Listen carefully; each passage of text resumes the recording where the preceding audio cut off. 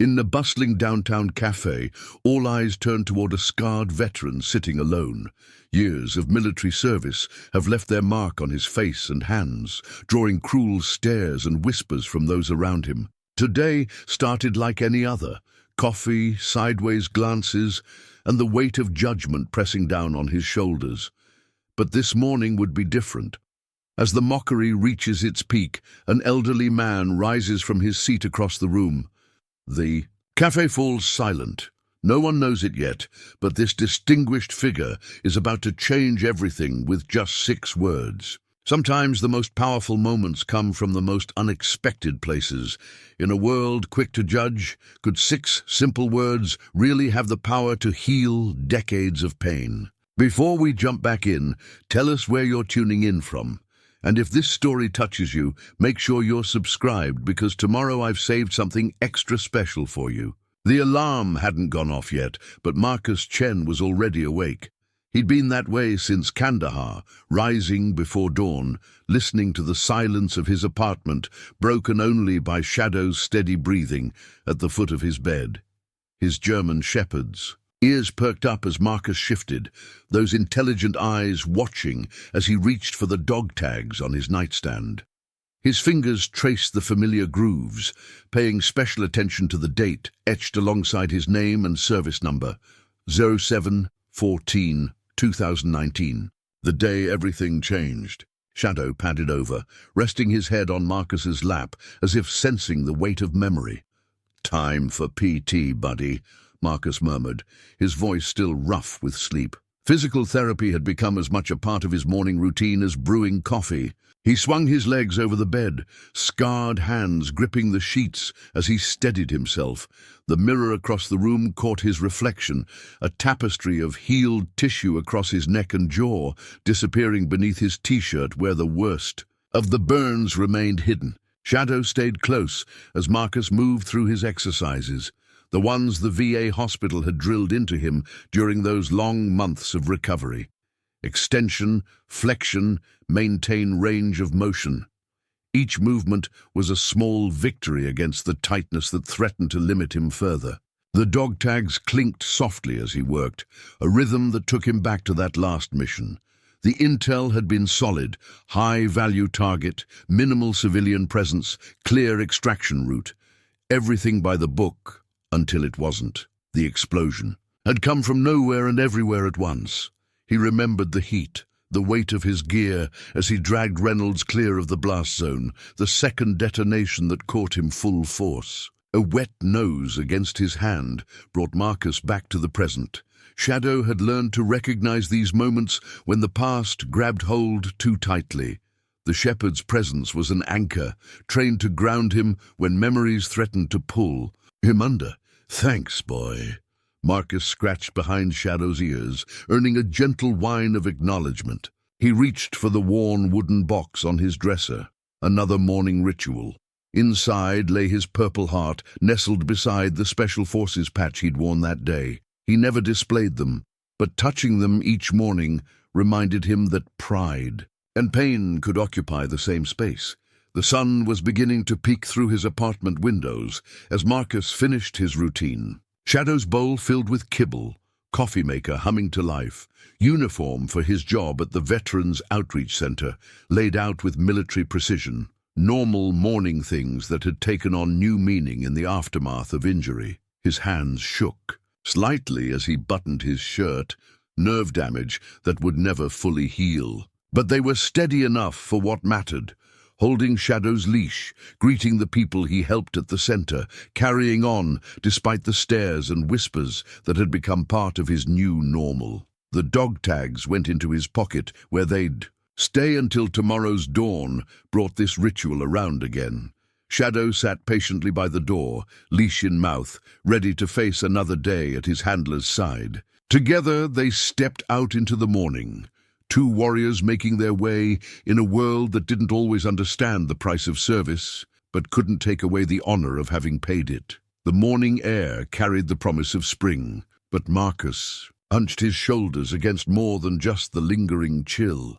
Shadow walked precisely at his left side, matching his measured pace down Cedar Street. They'd made this walk hundreds of times since moving to the neighborhood, yet each day brought its own small battles. First came the school bus stop, where mothers gathered with their children. Marcus watched their practiced dance from the corner. Of his eye, the subtle shifting of bodies, pulling children closer, conversations dropping to whispers. He'd learned to time his passing for when the bus had just left, minimizing the audience. "Morning, Mr. Chen." The cheerful voice cut through his tactical planning. Mrs. Rivera stood in the doorway of her corner store, the same way she had every morning for the past year. She was one of the few who looked at him instead of through him, who spoke to him instead of about him. "Good morning, Mrs. Rivera," he replied, managing a small smile. Shadow's tail wagged as the elderly shopkeeper held out a treat. She'd learned early on that winning over the dog meant winning over the master. "Coffee's fresh," she said, gesturing inside, "and I saved you yesterday's paper. That article about the new veterans clinic downtown. Thought you might want to see it." Inside the store smelled of coffee and freshly baked pan dulce. It had become something of a sanctuary, this little shop with its narrow aisles and cramped counter space. Mrs. Rivera's late husband had served in Vietnam. Maybe that's why she saw past the scars to the service they represented. As Marcus waited for his coffee, the bell above the door chimed. 2 teenagers entered, their laughter dying as they caught sight of him.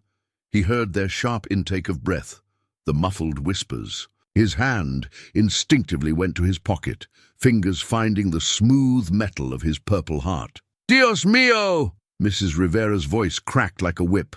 "Show some respect in my store, or take your business elsewhere." The teenagers mumbled apologies and hurried out. Marcus felt the familiar mix of gratitude and shame, grateful for the defense, ashamed at needing it. "You shouldn't have to do that," he said quietly, accepting the paper cup she handed him. "And you shouldn't have to face such ignorance," she replied firmly. "My Miguel came home different too. Not all scars show on the outside, but all of them deserve respect." Shadow pressed against his leg as they left the store, a warm presence against the cooling coffee and the weight of memory. The Purple Heart in his pocket seemed heavier. He'd earned it pulling Reynolds from that burning Humvee, not knowing then that Reynolds wouldn't survive the medevac flight. Sometimes he wondered if the medal was really for courage or just a consolation prize for surviving when others hadn't. The rest of their morning walk brought the usual spectrum of reactions. A businessman crossing the street to avoid passing too close. A veteran recognizing Shadow's service dog vest, offering a quiet nod of understanding. A group of office workers, failing to hide their stares, their coffee cups pausing halfway to their lips as he passed. Each encounter was a skirmish in the daily war between resignation and resilience. Marcus had learned to armor himself with Shadow's presence, Mrs. Rivera's kindness, the memory of his service, but some days the armor felt thin. Near the Veterans Center, a child's voice pierced his contemplation. "Mummy, what happened to that man's face?" "Don't stare, honey. It's not polite," came the rushed response, followed by hurried footsteps away from him. Marcus touched the rough skin of his jaw, feeling the ridges and valleys that had become his new identity in civilian eyes. Shadow whined softly, bumping his hand with a cold nose. The dog's training recognized signs of distress that even Marcus sometimes missed in himself. "I'm okay, boy," he murmured, but his fingers found the Purple Heart again, clutching it like a talisman. The medal had come with words about courage and sacrifice, about honor and duty. Some days those words rang hollow against the percussion of whispers and stares.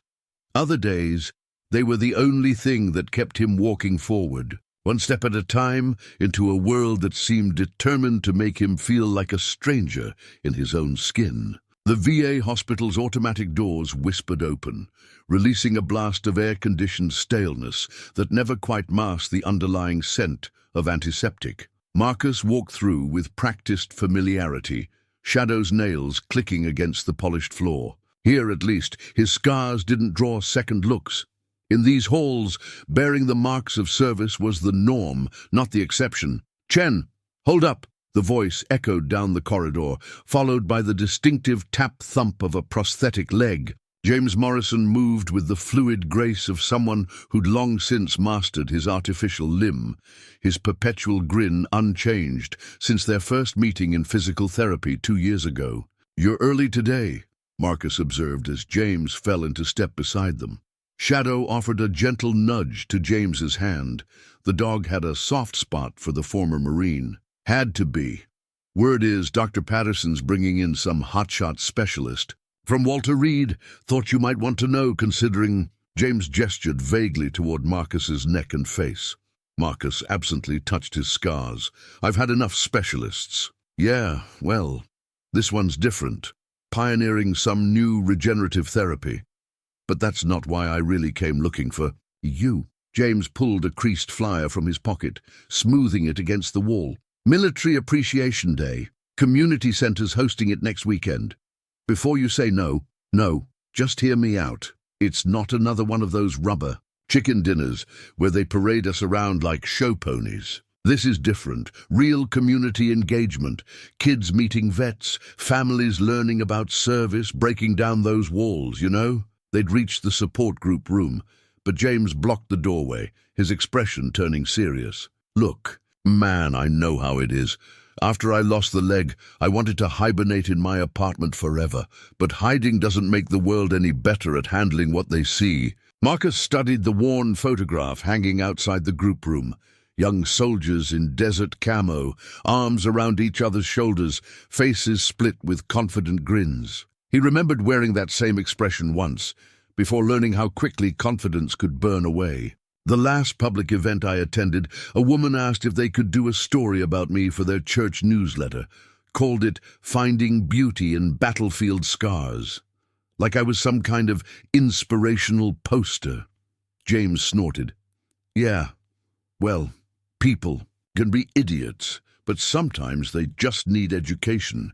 That's what this event is about, real conversations, not pity parties." Inside the support group room, other veterans were already gathering. Marcus recognized most of them, the regulars who came each week to share their struggles with others who understood.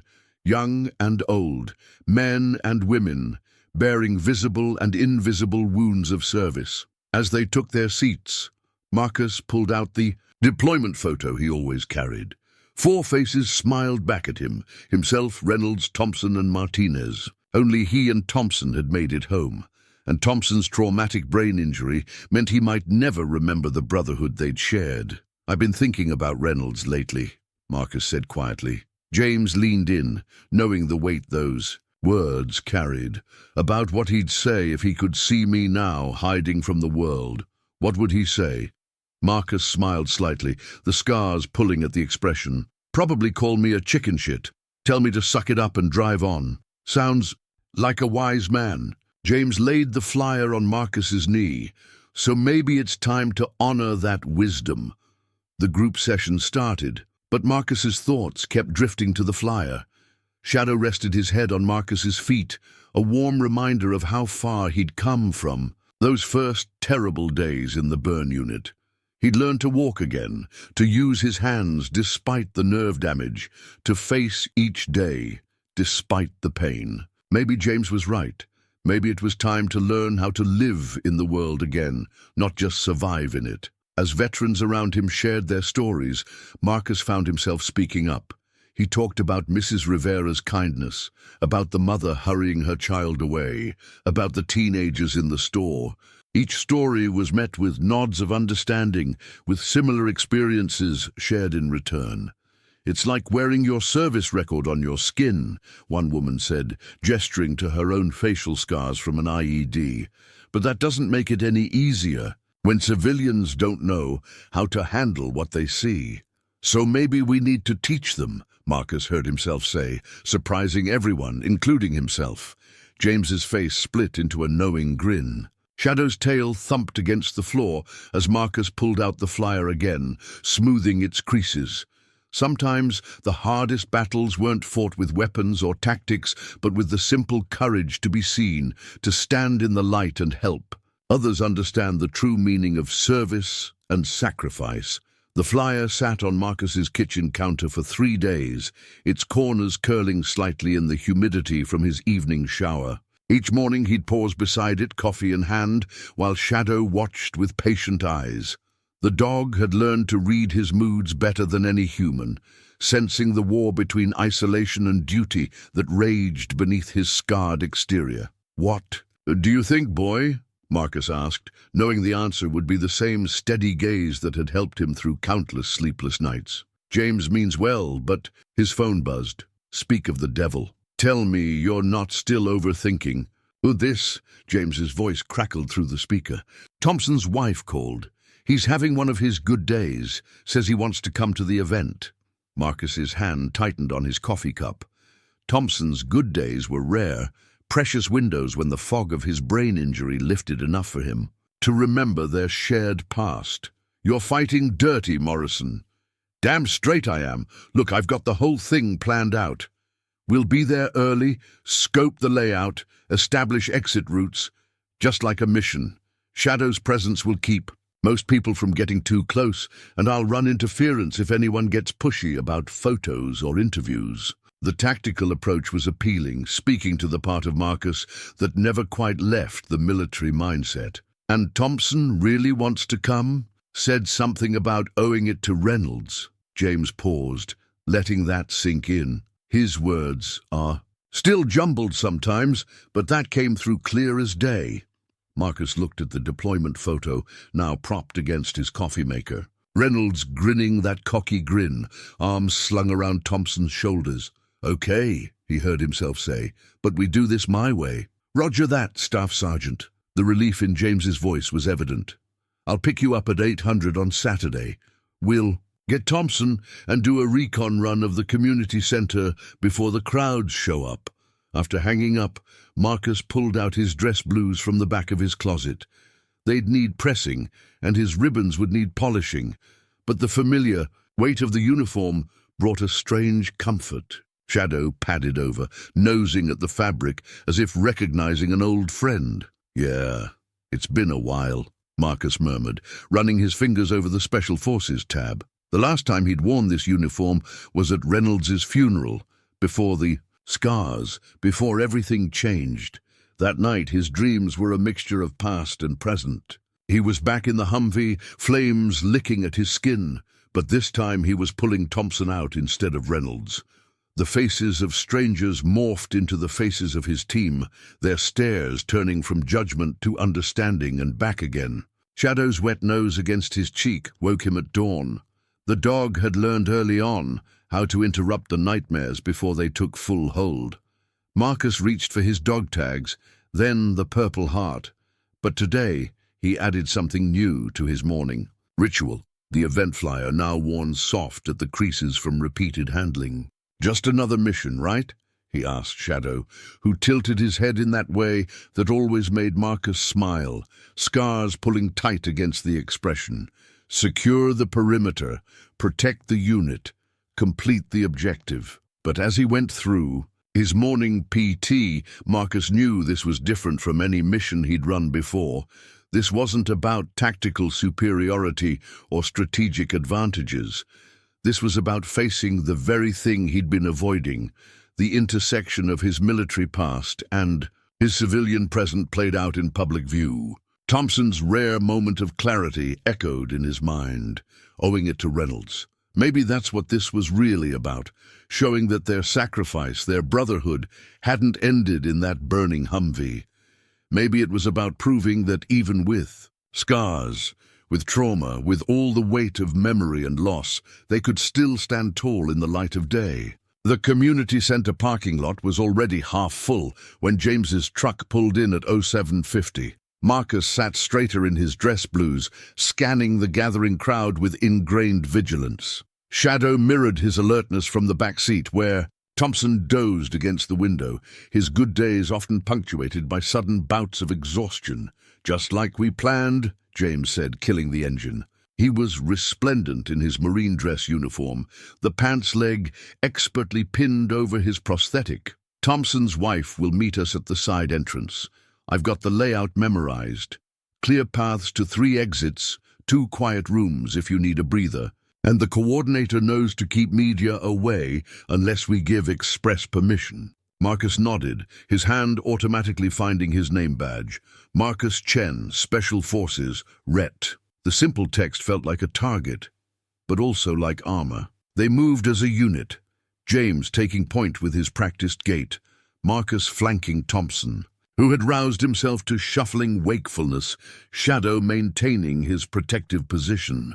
The side door opened to reveal Lisa Thompson, her face lighting up at the sight of her husband in uniform. "Mike's been talking about your unit all morning," she said, taking her husband's arm. "It's a good day." Thompson looked at Marcus with unusual clarity. "Reynolds would have loved this dog and pony show," he said, the words coming slow but sure.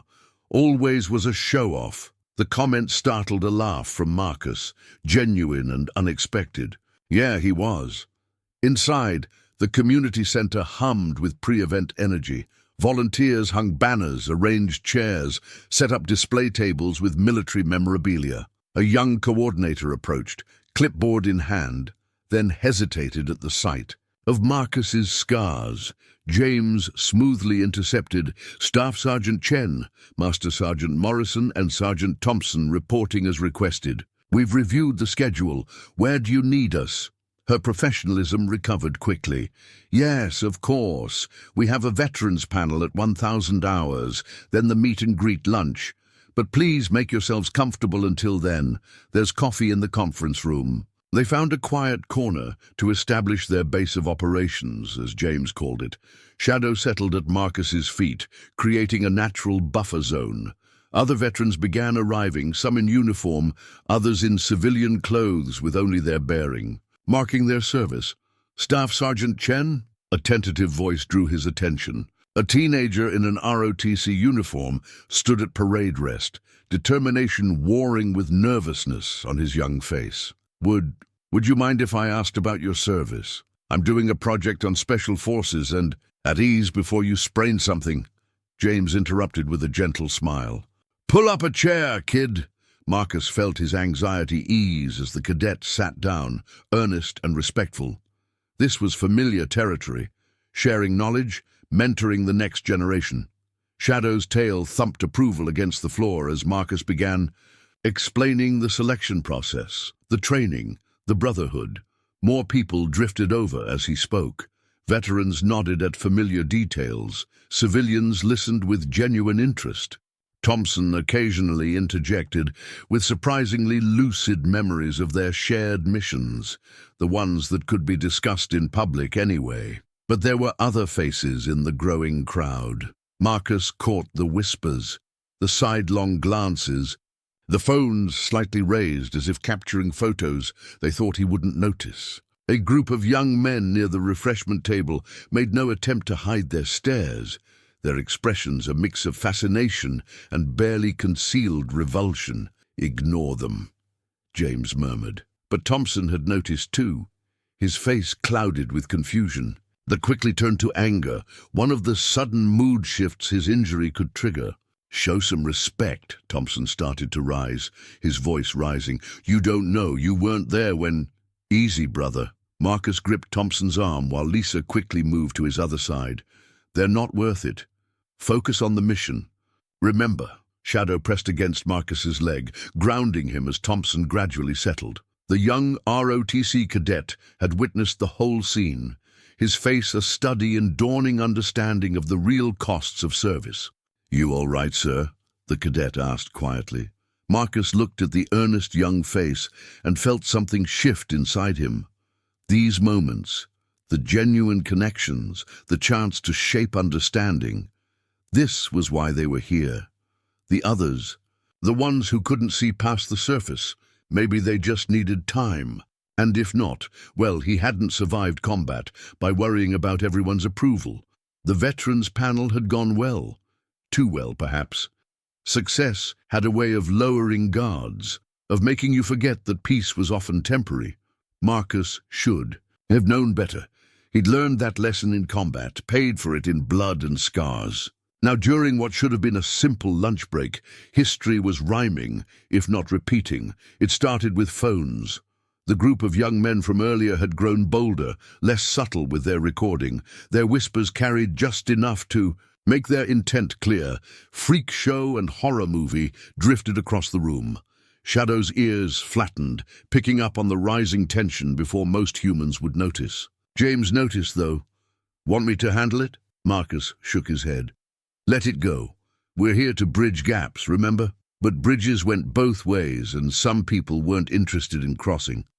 The group had positioned themselves strategically, blocking the most direct route to the exit, their phones tracking Marcus's every movement. One of them, wearing an expensive leather jacket and a smirk that screamed trust fund, stepped forward.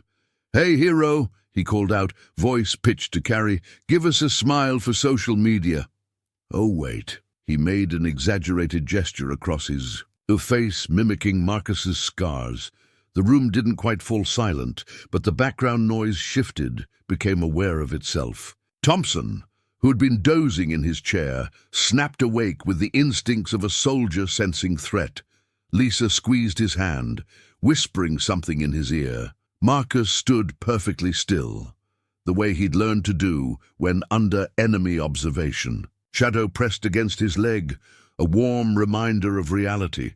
The ROTC cadet from earlier looked between Marcus and the group, young face flushed with second-hand shame. "What's wrong?"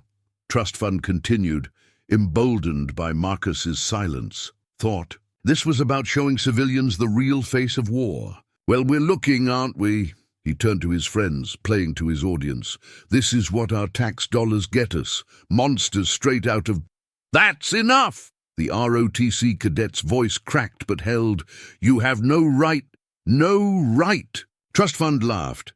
"We've got every right. Public event, public space. And if they're going to parade around their pet war heroes—" "Pet?" Thompson surged to his feet, his good day crumbling at the edges. "We fought for your right to—" The words tangled, his injury betraying him at the worst moment. Lisa stood with him, supporting him as he struggled to find the phrase that was slipping away. Marcus felt the familiar weight of responsibility settle onto his shoulders. Not just for Thompson now, but for every veteran watching, every civilian forming judgments, every moment that would ripple out from this one. Trust Fund's phone was still recording. "Come on, let's hear it. Tell us about your heroic sacrifice. Show us those battle scars up close. The people online are dying to see—" "Delete it." James's voice cut through the tension like a blade. "Make me hop along." The slur hit its mark. James took a step forward, his prosthetic leg clicking against the floor. Shadow growled, low and warning. The situation was escalating faster than Marcus could control it, the very thing they'd planned to avoid. But sometimes the best plans fall apart under enemy fire. Sometimes you have to adapt, to find strength not in avoiding conflict, but in choosing how to face it. Marcus thought of Reynolds, of Thompson's good days, of every veteran who carried visible and invisible wounds. He straightened to his full height, letting his training show in his bearing. When he spoke, his voice carried the quiet authority that had once commanded men in battle. "You want to see, really see?" His scarred hands moved to his collar, adjusting it with precise, deliberate movements. "Then put down the phone and look with your eyes, not your camera. Ask with respect, not mockery. Because these scars, they're not your entertainment, they're not your social media moment, they're a testament to something you may never understand, but that doesn't give you the right to diminish it." Trust Fund's smirk wavered for a moment before reasserting itself. "Oh, now he speaks. Come on, guys, get this. It's going viral for sure." His friends tightened their circle, phones raised like weapons. Marcus felt the weight of the challenge. Coin in his pocket, the one his commander had given him after that last mission. His fingers found its familiar edges as the room seemed to contract around him. Shadow sensed his rising anxiety, pressing closer. "I've got 20,000 followers who'd love to see this," Trust Fund continued, his voice carrying across the now silent room. "War hero has a meltdown at appreciation event.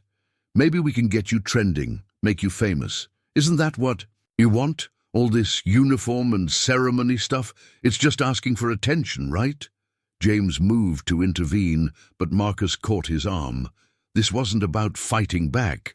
It wasn't even about dignity anymore. It was about showing everyone what real strength looked like. You know what's interesting? Marcus's voice remained steady, measured.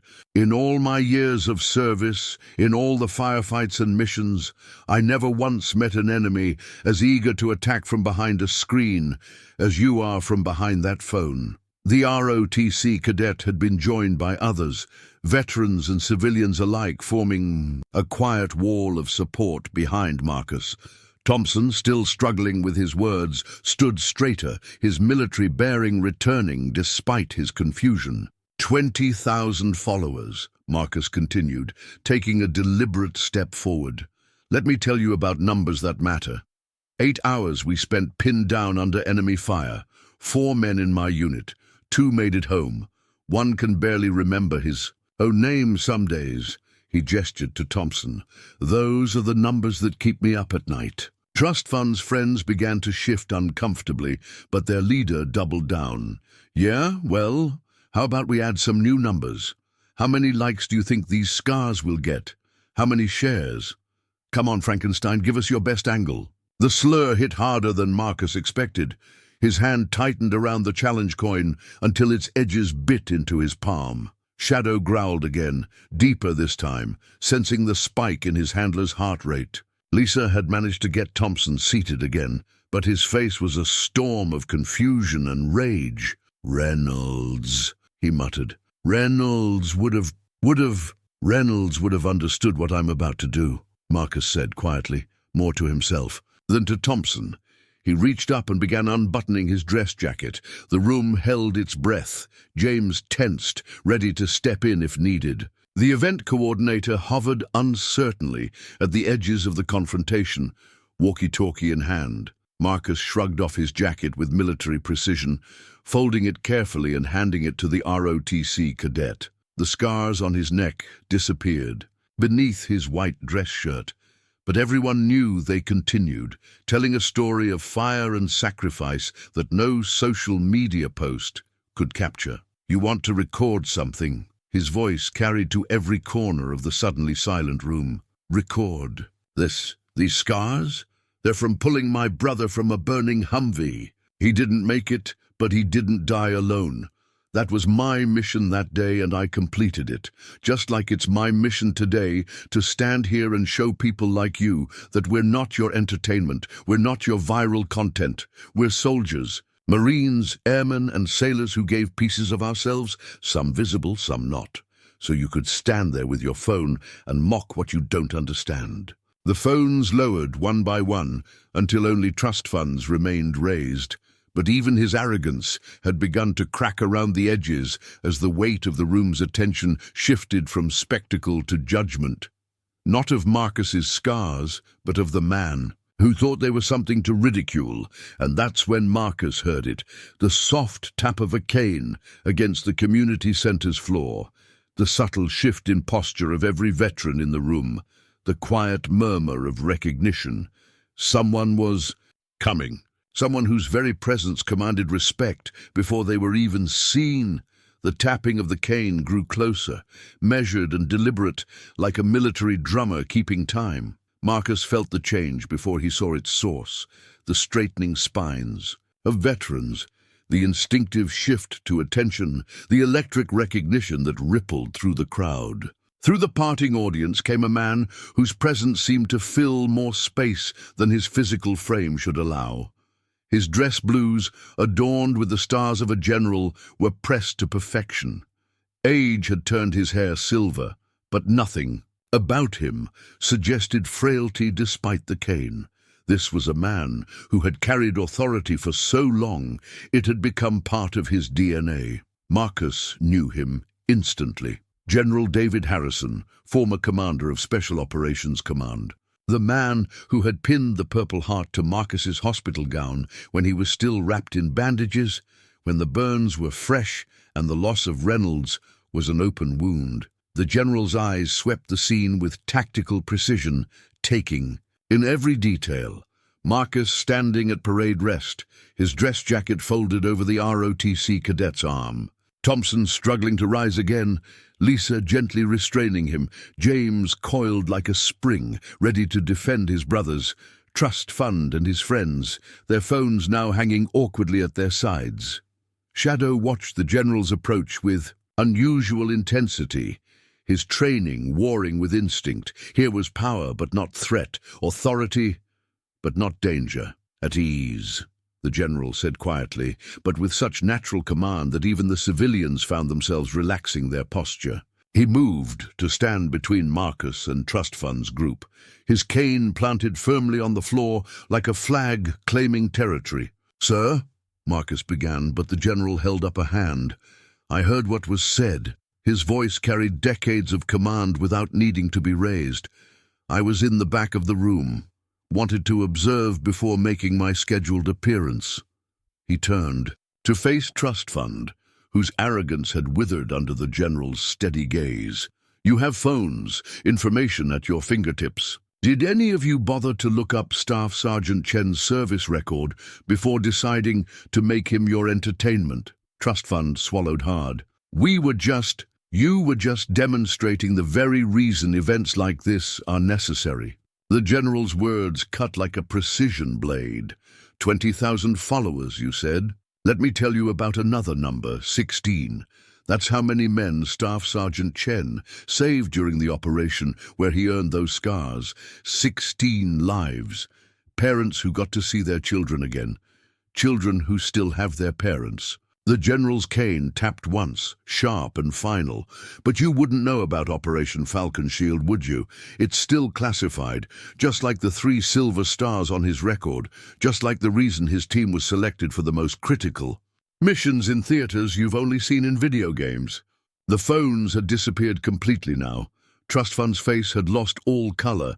The general turned back to Marcus, and his expression softened with something like paternal pride. "I've been meaning to thank you, Staff Sergeant. That night in Kandahar, your actions gave those 16 men a future, including my son. Captain Harrison was one of the men you pulled out before the secondary explosion. He's a father now. My grandson turns 2 next month." The revelation hit Marcus like a physical force. He'd never known the identities of all the men they'd rescued that night. The mission had gone sideways so fast, and then Reynolds and the explosion and everything after was lost in a haze of pain and recovery. Shadow pressed against him, grounding him in the present as the memories threatened to overwhelm. The general noticed the dog's response and nodded approvingly. "Good boy," he said softly, then addressed the room at large. "I came here today to speak about valor and sacrifice, but it seems some of you need a more basic lesson first." The general's presence had transformed the community center into something that felt almost sacred. Even the heating system seemed to quiet its hum as he took a single step forward, his cane now held slightly behind him, relying more on his natural bearing than any physical support. "In all my years of service," he began, his voice carrying to every corner of the room, "I've learned that courage comes in many forms. There's the courage we train for, the split-second decisions in combat, the tactical choices that save lives. Staff Sergeant Chen showed that kind of courage in Kandahar." He paused, his eyes finding each person in the room. Trust Fund and his friends seemed to shrink under that gaze, while the veterans stood taller. "But there's another kind of courage, the kind it takes to wake up every morning and face a world that doesn't understand the price of service. The kind that makes a man put on his uniform despite knowing he'll draw stares. The kind that brings him to an event like this, not to hide his scars, but to help others understand their meaning." Thompson had gone very still, his usual restlessness replaced by an almost preternatural focus on the general's words. Lisa squeezed his hand, tears rolling silently down her cheeks. The ROTC cadet still held Marcus's jacket like it was a sacred artifact, his young face a study in revelation. Shadow's tail swayed gently as the general moved closer to Marcus. There was something in the old warrior's eyes, not pity, never that, but a deep, abiding respect that made Marcus's spine straighten even further. You know, son, the general's voice softened, became almost contemplative, when my boy told me about that night, about the soldier who went back into the fire to save more men. He said something I'll never forget. He said the flames seemed to bend around you, like even they knew they couldn't stop an American soldier on a mission. A camera flashed somewhere in the crowd, followed by the event coordinator's hurried whispers to stop photography. But the general didn't seem to notice. He was focused entirely on Marcus now, speaking not just to him, but to every scarred, wounded, or struggling veteran in the room. I've given many speeches about heroism, about sacrifice, about duty and honor, and all the things we hold dear in the service. He shook his head slightly. But sometimes the most powerful truths need the fewest words. The general squared his shoulders, and in that moment he was every commanding officer who had ever inspired troops before battle, every leader who had ever carried the weight of command. Your scars are medals, not shame. 6 words. Just 6. Simple words.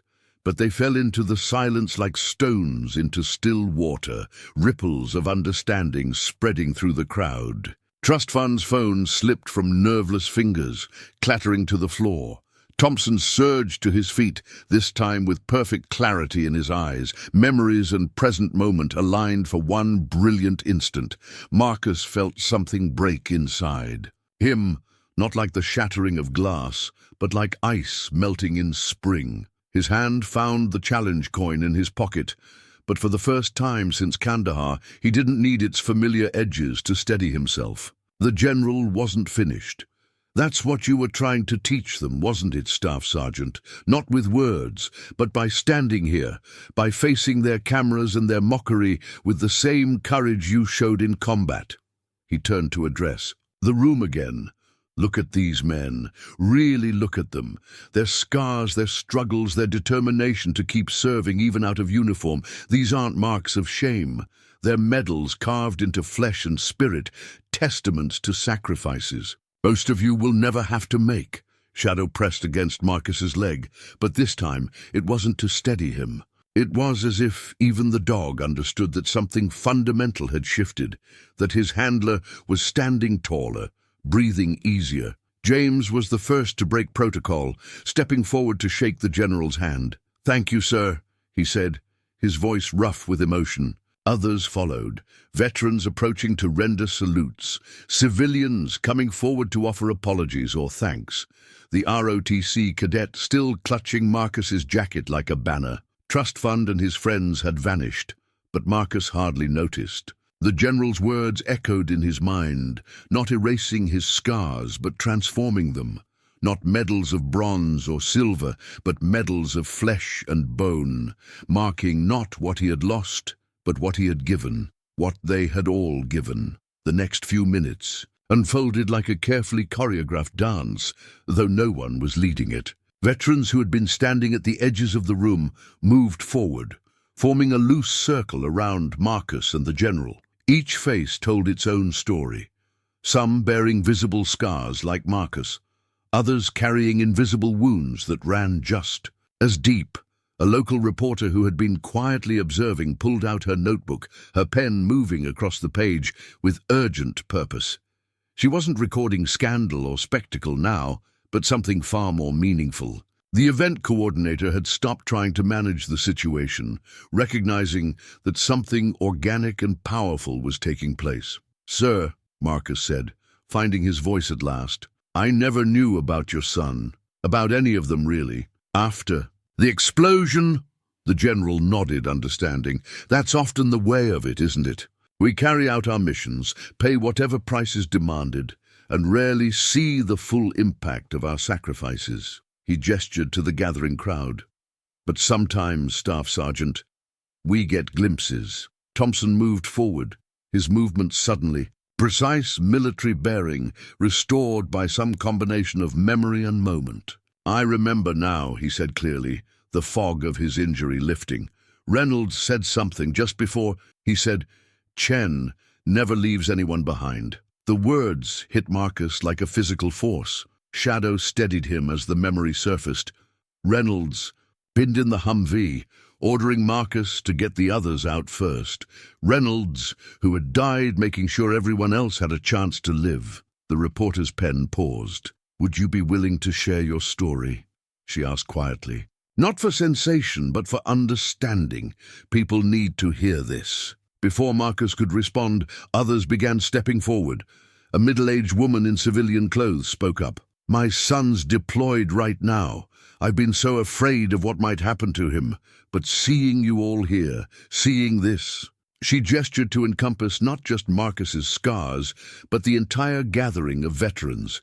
It helps, somehow, knowing that even the worst wounds can become medals of honor. The ROTC cadet, still holding Marcus's jacket, found his courage. "Sir," he addressed both Marcus and the general, "they teach us about heroism in training, but this..." He swallowed hard. "This is what it really looks like, isn't it?"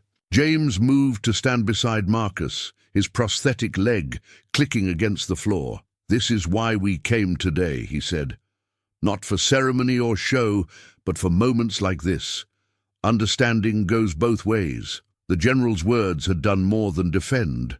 They had built a bridge. Where there had been stares and whispers, now there were questions asked with respect. Where there had been distance, now there was connection. Even Lisa, who had seen Thompson through countless confused days, watched in wonder as her husband engaged with his fellow veterans with a clarity she hadn't seen in months. The general's words seemed to have unlocked something in him, some door that usually stayed closed.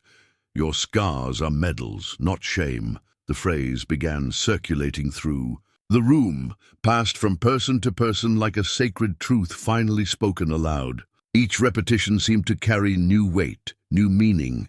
A young girl, no more than 12, approached Marcus with her mother's gentle encouragement. She carried herself with the careful dignity of a child determined to do something important. "My uncle came back from war different," she said solemnly. "He has scars too, but inside where we can't see them. Can I tell him what the general said? About them being medals?" Marcus knelt down to her level, Shadow sitting perfectly at his side. For the first time that day, maybe for the first time in years, he didn't think about how his scars might frighten her. He saw only the compassion in her young eyes, the desire to help someone she loved. "Yes," he answered, his voice steady and sure. "Tell him exactly that. And tell him there are people who understand, people who will stand with him." The next hour transformed the community center into something neither purely military nor purely civilian, but a blend of both worlds finally finding common ground. The reporter, Susan Chen, no relation to Marcus, had pulled up a chair. Her initial story about a military appreciation day was evolving into something deeper. "It starts with understanding," Marcus found himself explaining, Shadow a steady presence at his side. "These scars, they tell a story, not just of what was lost, but of what was protected, what was saved." Veterans and civilians alike had gathered, in a loose circle, the formal event schedule forgotten in favor of genuine connection. The ROTC cadet, finally having returned Marcus's jacket, sat cross-legged on the floor with other young people, absorbing every word. "You know what strikes me?" James interjected, adjusting his prosthetic. "For years, we've been trying to bridge this gap. All those formal programs, scheduled meetings, planned interactions. But sometimes it just takes one moment of truth to change everything." Thompson, still riding his wave of clarity, nodded vigorously. "Like that time in basic, remember, Chen?" The drill sergeant said, "Unity isn't taught, it's recognized." He beamed at remembering the quote perfectly, Lisa squeezing his hand in quiet celebration.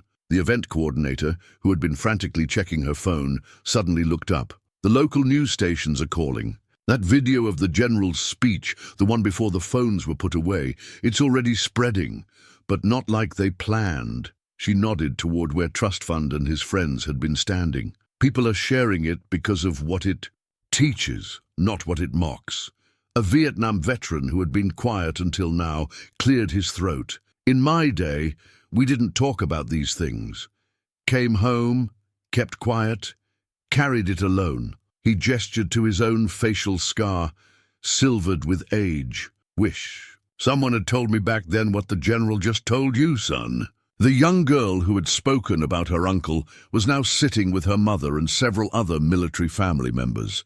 They had started making plans, support groups, family gatherings, ways to help other veterans feel seen and understood. "We could start at my coffee shop," one woman offered. "My husband served. We could make it a regular thing, a safe space for veterans and families to gather. The community center could host meetings," the coordinator added. "Not just events like this, but real conversations. And we have wall space, lots of it, for photos, stories, memories." Marcus watched as people exchanged phone numbers, made plans, formed connections. The general had moved to speak with other veterans, but his words continued to ripple through the room, sparking new ideas and commitments. "Hey, Chen," James said softly, "look at what your stand started." But Marcus shook his head. "No, look at what understanding started, what acceptance started." He ran a hand over Shadow's head. "All those years of covering up, of avoiding public spaces, of taking the long way around to dodge the stares, maybe that wasn't protecting anyone. Maybe it was just hiding the truth, that every scar has a story worth telling." The reporter finished a note and looked up. "Would you be willing to help us tell these stories? Not just yours, but all of them." She gestured to the room full of veterans. "People need to see beyond the surface, beyond their first reactions. They need to understand what the general meant about medals of flesh." Thompson, in a moment of perfect lucidity, stood up. "Reynolds would have loved this. He always said—" He paused, fighting for the words. Lisa started to help, but he waved her off, determined to say it himself. "He said that the strongest bridges are built from both sides." The ROTC cadet raised his hand like he was in class. "Sir, we have a leadership project coming up at school. What if we made this our mission? Helping to tell these stories, building these bridges?" Marcus looked around the room, at the veterans standing taller, the civilians listening deeper, the families drawing closer. Shell casings from the honor guard's earlier ceremony had been collected by the children, who were now carefully writing veterans' names on them, like precious mementos. "I think," Marcus said, his voice carrying the weight of newfound purpose, "that's exactly what this was meant to become. Not just a day of appreciation, but a beginning, a bridge, a way forward." Shadow's tail thumped against the floor in steady rhythm, like a heartbeat, like a cadence calling them all to attention, to action, to understanding. As the afternoon wound down, the general found Marcus in a quiet corner of the community center. Shadow made room for him on the bench, seeming to sense the importance of the moment. The old warrior moved with the careful precision of someone who had learned to work around his limitations without surrendering to them. "I have something for you," the general said, reaching into his uniform pocket. He withdrew a folded paper, weathered and creased with age. "This is the after-action report from Operation Falcon Shield. Your copy was probably lost in all the chaos that followed." Marcus accepted the document with steady hands. The official letterhead brought back a flood of memories. The mission briefing, the quiet confidence of his team, the weight of responsibility. "Your son," Marcus began, but the general raised a hand. "John, Captain John Harrison. He's asked about you over the years, wanted to reach out. But after what happened with Reynolds, we weren't sure if I wanted the reminder." Marcus finished. Shadow pressed against his leg as the memories surfaced. "I couldn't save them all." The general's voice hardened with command. "You saved 16 men, Staff Sergeant, including my son. The fact that you still carry the weight of the one you couldn't save, that's what makes you the soldier you are." Marcus unfolded the report. The clinical language couldn't capture the reality of that night. The heat of the flames, Reynolds's final orders, the second explosion that had written its story on his flesh. But between the lines, he found something he'd never known he needed. "Your unit was chosen specifically," the general explained. "We needed men who would complete the mission at any cost, who would never leave anyone behind. He smiled slightly. Reynolds recommended you personally, said you were the most stubborn, loyal son of a gun he'd ever served with. A small photo fell from between the pages, a baby picture. The general retrieved it. My grandson, John, named him Marcus. The revelation hit him harder than any explosion ever had. Shadow whined softly, picking up on his surge of emotion. All these years, he'd carried the weight of that night like a burden, never knowing its full impact. There's something else you should know, the general continued. That night when I visited you in the hospital, you were still heavily sedated, but you kept trying to give a report. Even through the pain and medication, your only concern was accounting for your men. Marcus remembered fragments of those days, the burn unit, the surgeries, the constant pain. But this was new. You kept repeating numbers. 16 extracted. When lost over and over, even then you were carrying the count. Reynolds, Marcus said softly. He made me promise. Get them out, he said. That's an order. He knew the second bomb was coming. He knew you'd need a direct order to leave him, the general finished. Because that's who you are. Who you've always been. He tapped the report. This document tells the tactical story, but the real story, that's written in lives saved, in families unbroken, in futures preserved. Shadow's ears perked up as footsteps approached, Thompson and James coming to check on their brother. Everything okay here, sir? James asked, ever protective. The general smiled. More than okay, Master Sergeant, just filling in some blanks in an important story.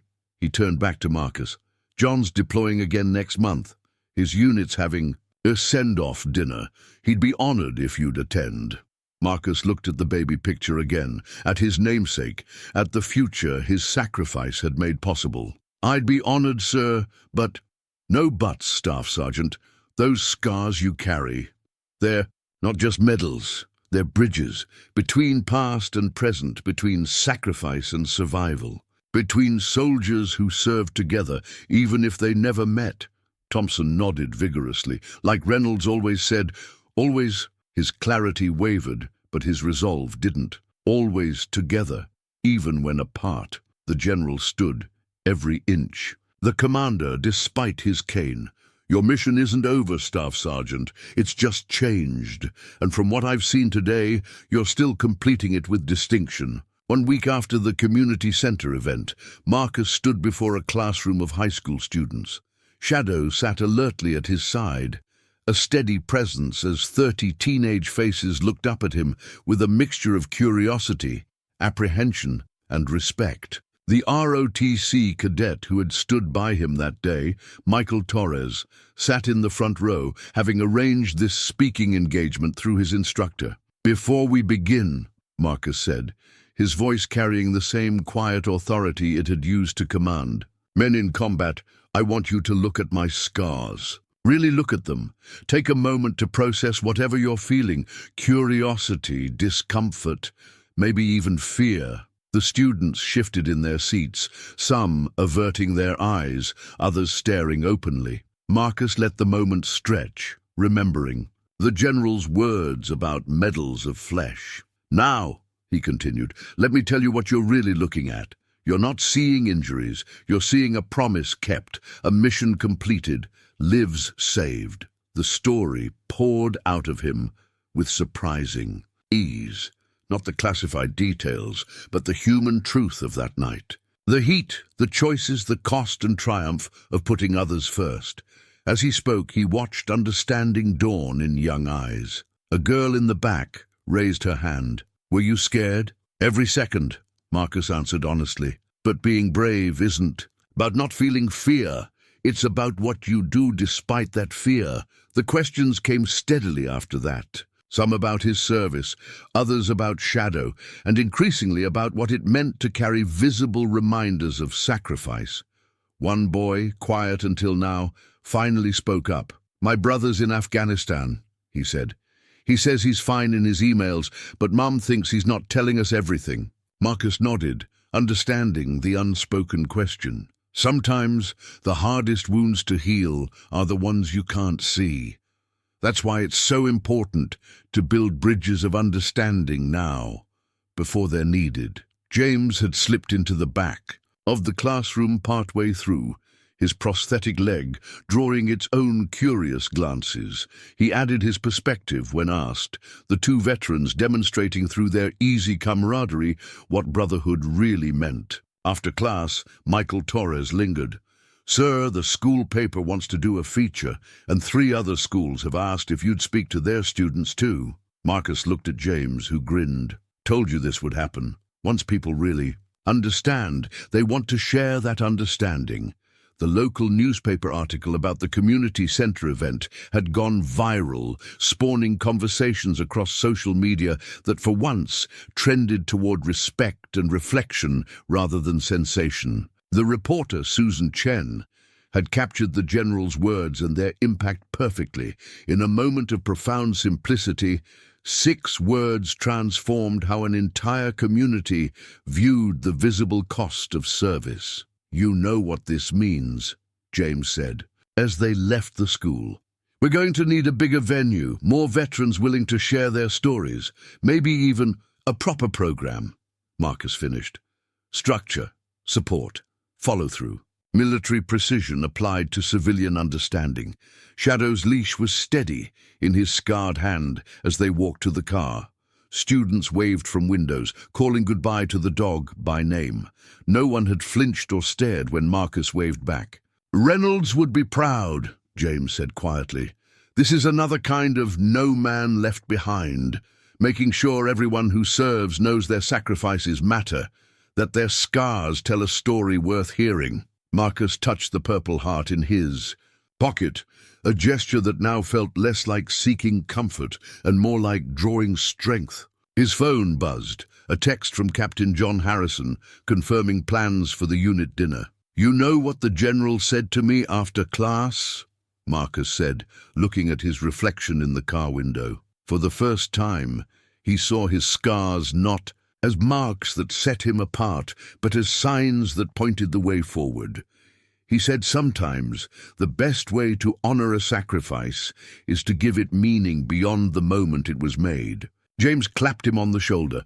"Well, brother, looks like we've got our new mission orders. Building bridges, one story at a time." As they drove away, Marcus noticed a group of students gathering around the ROTC recruiting table in the parking lot.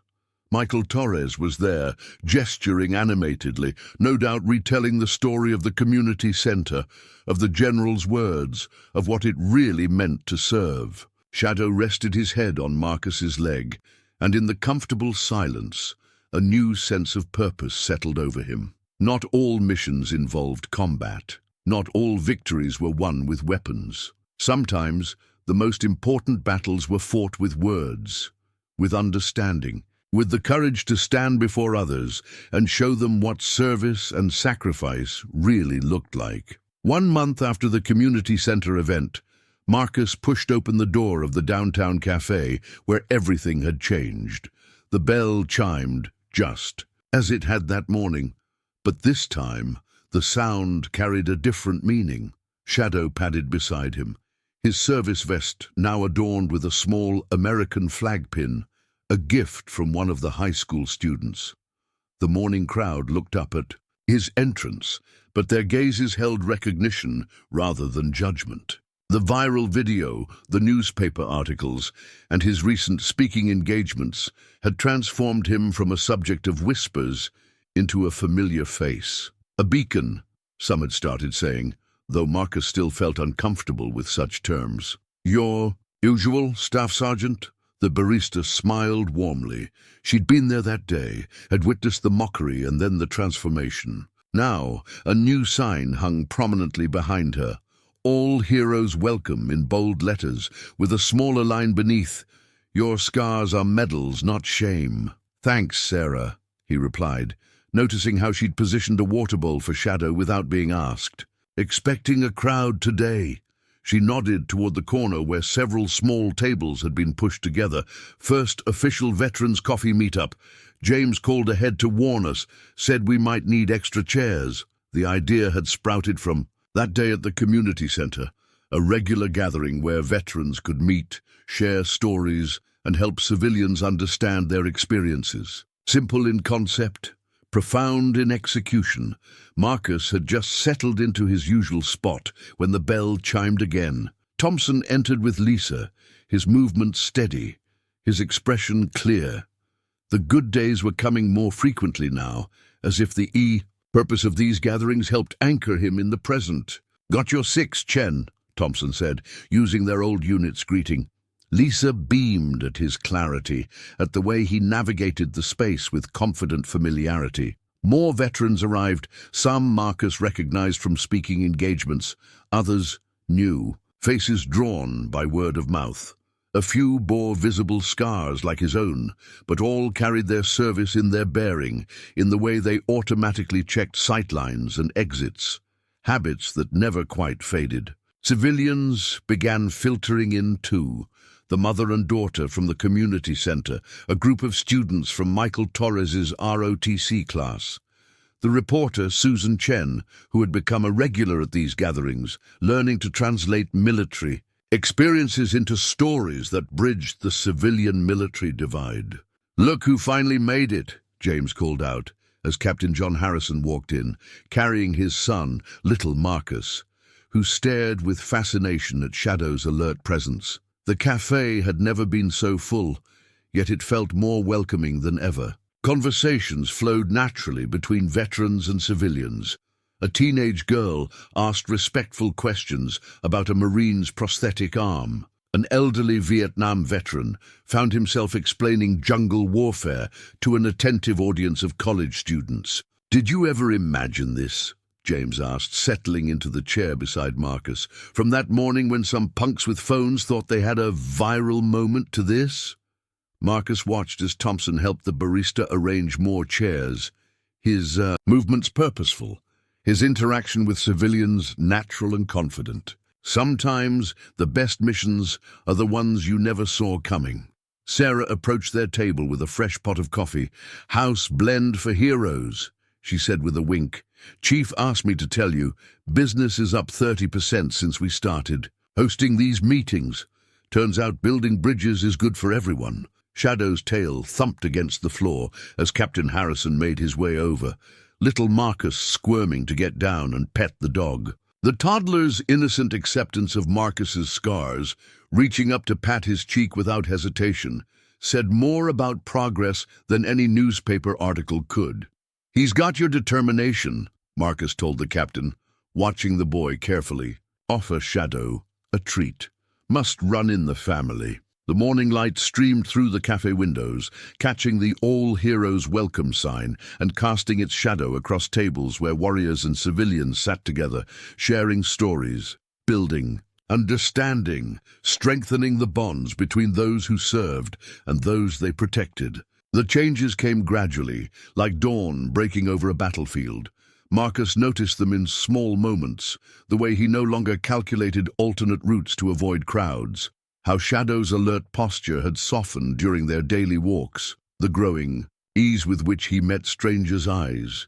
His morning routine remained precise. Some habits of service never faded, but it carried a different energy now. The dog tags and Purple Heart still rode in his pocket, but they felt less like talismans, against judgment and more like reminders of purpose. "You're standing taller," Mrs. Rivera observed one morning as he stopped by her store. The corner shop had become a regular gathering spot for veterans heading to or from the cafe meetings. "Like you've remembered who you are." Marcus smiled, the expression coming naturally now. "Maybe I'm finally learning who I can be." The Veterans Outreach Center where he worked had transformed too. What started as informal coffee meetings had evolved into structured support programs. The walls, once bare except for official notices, now displayed photographs, veterans and civilians together, each image telling a story of connection. "Got another school request," James announced, wheeling into Marcus's office. His prosthetic now bore signatures from kids he'd spoken to, each name a testament to barriers broken. "This time it's the university. They want us to talk to their psychology students about trauma and recovery." Shadow's ears perked up at James's entrance. The dog had become something of a mascot for their growing movement, his steady presence helping veterans and civilians alike feel at ease. "Did you see today's numbers?" Marcus asked, gesturing to his computer screen. The tracking system they'd developed showed the impact of their work. Veterans seeking help, civilians volunteering, connections made, small victories in their new kind of war. "Thompson's leading a group session tomorrow," James said proudly. "His doctors say the regular interaction, the sense of purpose, it's helping stabilize his good days. Lisa hasn't seen him this consistently clear in years." The evidence of transformation wasn't just in statistics and schedules. It showed in the photos on Marcus's desk, one from that day at the community center, another from Captain Harrison's unit dinner, and the most recent, a group shot from the café, veterans and civilians mingled together, understanding written in their easy smiles.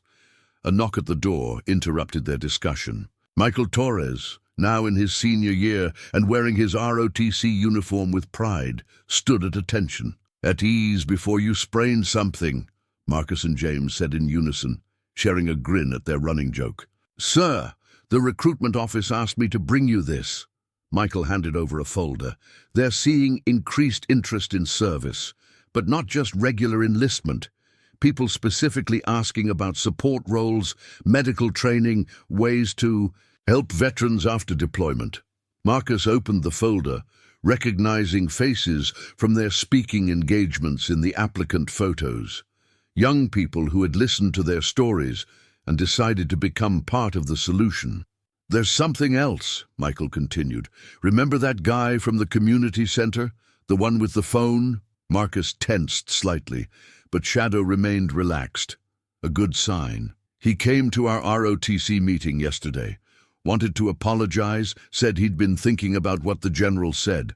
Asked if there was any way he could help with the program." James whistled low. "Now that's what I call a transformation." The afternoon sun slanted through the office window, catching the nameplate on Marcus's desk.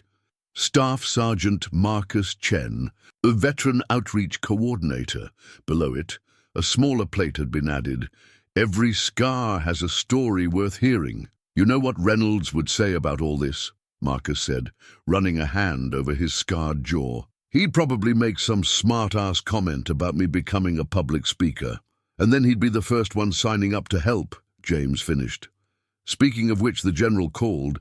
They want to expand the program to other cities. Said something about bridges needing to connect the whole country, not just one community." Marcus looked at the wall of photos, each one a testament to change. There he was, with Thompson's support group, both of them standing straight and proud. There was Sarah the barista, learning proper flag folding from a Marine color guard. Mrs. Rivera's store, now a hub for veteran-civilian conversation. The high school classroom, where scarred warriors helped young minds understand service and sacrifice. Shadow pressed against his leg, but not to steady him this time. The dog simply wanted to be close. His service training satisfied that his handler had found solid ground. 1 year to the day after the general spoke those 6 words, Marcus stood at a podium in the same community center, Shadow at his side. The room had changed. Walls now covered with photos and stories, each one a testament to bridges built and understanding earned. But it wasn't just the decor that was different. "When I first walked into this building a year ago," Marcus began, his voice carrying to the packed audience, "I was fighting a different kind of battle. One against isolation, against misunderstanding, against the temptation to hide these scars from the world." The crowd included familiar faces, James in his dress blues, Thompson clear-eyed and alert with Lisa beside him, Michael Torres in his newly earned second lieutenant's bars. Captain Harrison sat with his family, little Marcus now walking and talking, proudly wearing a shirt that read, "My hero has scars." "But someone taught us that scars are medals, not shame. General Harrison couldn't be here today, he's overseeing." the program's expansion to his 10th city, but his words remain our foundation. The program had grown beyond anything they'd imagined. What started as coffee shop meetings had evolved into a nationwide movement. Veterans helping veterans, civilians, learning to understand, communities coming together to support those who served. In the past year, Marcus continued, we've seen 342 veterans join our speaking program. 2,800 civilian volunteers have completed our bridge-building training. 87 schools have incorporated our curriculum. He gestured to the wall of photos. But numbers don't tell the real story. The real story is in Thompson leading weekly support groups, helping others find their words again. It's in Mrs. Rivera's store, becoming a sanctuary for veterans and families. It's in Sarah's café, where all heroes welcome has become more than just a sign. The local newspaper article that had started it all was framed near the entrance. Susan Chen, now heading a dedicated Veterans Affairs column, sat in the front row taking notes. Her coverage had helped spread the message that understanding wasn't just about tolerance, it was about connection. We've learned something vital. This year, Marcus said, touching his scarred jaw without hesitation, every wound has a story. Every story has power. And when we share these stories, when we truly listen to each other, we build something stronger than any wall of silence. James wheeled forward, presenting a plaque. Bridge Builder of the Year, Staff Sergeant Marcus Chen. But Marcus shook, his head gesturing for Thompson to join him. This award belongs to all of us, he said, as Thompson stood beside him. To every veteran who found the courage to share their story. To every civilian who took the time to listen and understand. To every family member who supported this mission. Thompson, in a moment of perfect clarity, pulled a folded paper from his pocket. Reynolds wrote this, he said, his voice strong. Before that last mission. Found it in my old gear last week. Marcus accepted the weathered note with steady hands. Shadow alert at his side. Reynolds's handwriting, sharp and clear, jumped off the page. If you're reading this, I probably did something heroically stupid. But here's what I learned in Special Forces. The strongest bonds aren't forged in victory. They're forged in understanding, in knowing that someone else gets it, sees you, stands with you. So if I'm not there to say it myself, remember, your scars, your struggles, your survival, they're not just about what happened. They're about what happens next. Make it count. The paper trembled slightly in Marcus's scarred hands. Shadow pressed closer, offering support that was needed now for memories rather than anxiety. Reynolds knew, Marcus said softly, then stronger.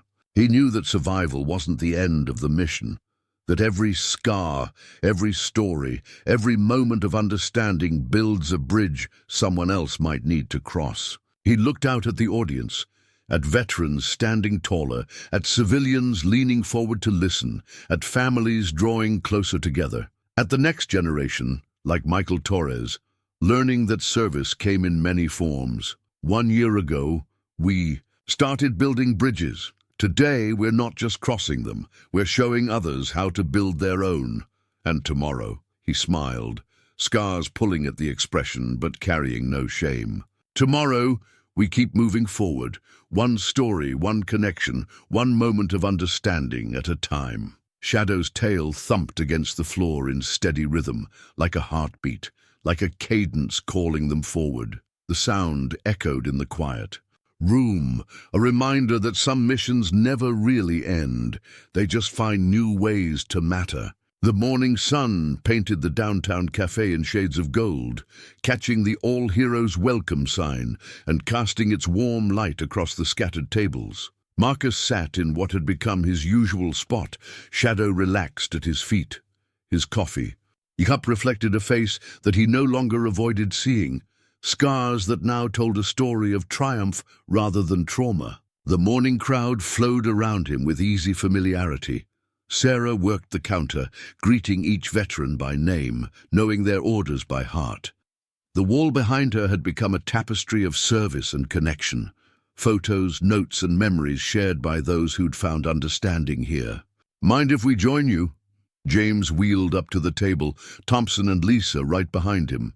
It had become their morning ritual: coffee, conversation, and the quiet satisfaction of watching their mission continue to unfold. "Pull up a chair," Marcus said, the phrase carrying echoes of that first day when everything changed. Shadow's tail thumped a gentle welcome against the floor. Thompson settled into his seat with military precision, his mind clear in the morning light. "You see the latest numbers from the General's office?" he asked, his words coming smooth and sure. 20 cities now. They're calling it the Medals of Flesh Initiative." Lisa squeezed her husband's hand, pride shining in her eyes. His good days had become the norm rather than the exception.